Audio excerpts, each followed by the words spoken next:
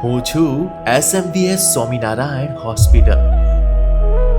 તમે મને માત્ર બિલ્ડિંગ માનો છો ને, પણ મારો પાયો ઈંટોથી નહીં, ગુરુદેવ પરમ પૂજ્ય બાપજીના એક સંકલ્પથી નખાયો છે. જ્યારે મારી પહેલી ઈંટ મુકાઈ ત્યારે ગુરુદેવ પરમ પૂજ્ય બાપજીના મુખેથી એક જ આશીર્વાદ નીકળ્યા હતા: જે સૌ કોઈ રડતા રડતા આવશે એ સૌ કોઈ હસતા હસતા જશે. બસ એ જ ક્ષણથી મારી દિવાલોમાં માનવતા ધબકવા લાગી. દરરોજ સવારે જ્યારે કોઈ પીડામાં ડૂબેલી આંખો લઈને મારા આંગણે આવે છે ત્યારે એ દર્દ મને પણ થાય છે. મેં જોયું છે મધ્યમ વર્ગના એ પિતાની ચિંતા, જે પોતાના સંતાનને લઈને આવે છે, જેના મનમાં એક જ સવાલ હોય છે: શું આ સારવાર મને પરવડશે? મેં જોયું છે કે જ્યારે બધું જ અશક્ય લાગે છે ત્યારે ગુરુદેવ પરમ પૂજ્ય બાપજી અને ગુરુવર્ય પરમ પૂજ્ય સ્વામીશ્રીના આશીર્વાદથી મારા ડૉક્ટર્સની આંગળીઓ જાદુ કરે છે. મેં મારી આ દિવાલો વચ્ચે આધુનિક ટેકનોલોજીને માનવતા સાથે હાથ મિલાવતા જોઈ છે.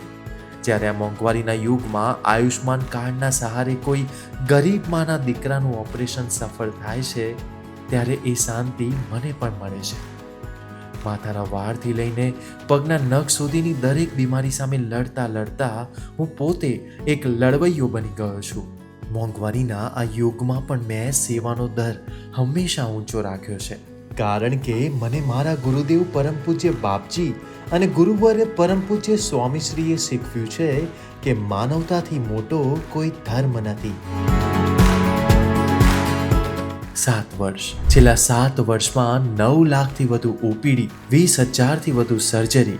આ માત્ર આંકડા નથી, આ આશાના દીપક છે જે મેં ઓલવતા બચાવ્યા છે. 33,000થી વધુ ડાયાલિસિસના દર્દીઓની એ આશા છે જેમને મેં ફરી જીવતા શીખવ્યું છે.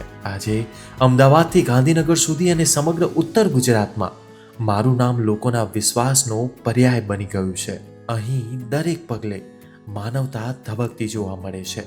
અહીં આવનાર દરેક દર્દી, ડૉક્ટર અને સ્ટાફ પર ગુરુદેવ પરમ પૂજ્ય બાપજીના અને ગુરુવર્ય પરમ પૂજ્ય સ્વામીશ્રીના અમૂલ્ય આશીર્વાદ વરસે છે.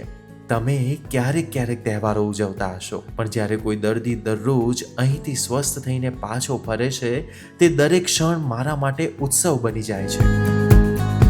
હું છું SMBS સ્વામિનારાયણ હોસ્પિટલ. હું ફક્ત પથ્થરોથી બનેલી ઇમારત નહીં, પણ માનવતાનો એક સુખદ અનુભવ છું, જે અહીં આવનાર દરેક વ્યક્તિની આંખોમાં ઝળકે છે.